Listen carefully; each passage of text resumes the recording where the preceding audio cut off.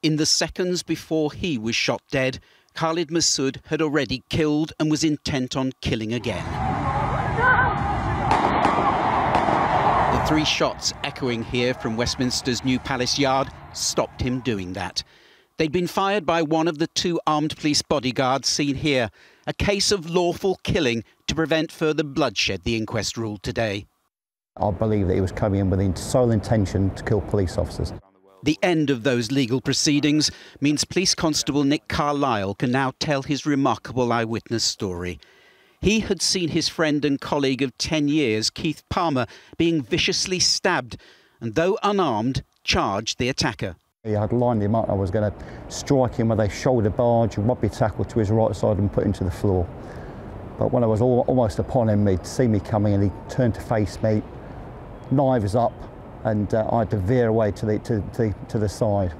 The distraction allowed the fatally injured PC Palmer to run away before collapsing, while Nick Carlisle, circled here, led armed officers to Masood. And pointing out the attacker, indicating and making it clear who he was and where he was coming from. He was just behind him, must have been 5 metres behind me. The 3 shots fired in this yard by a close protection officer that brought down Khalid Masood were today ruled as justifiable force by an inquest. But at that moment, an unarmed PC, Nick Carlisle, didn't know the attacker had been stopped, didn't know whether he was still wearing a suicide vest.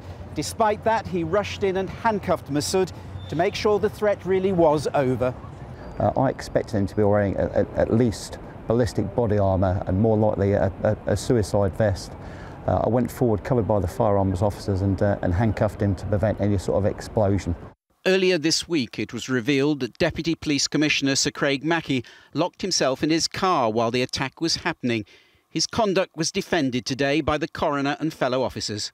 There is nothing that Craig could have done to have stopped Masood or to have saved PC Palmer or any others from being injured.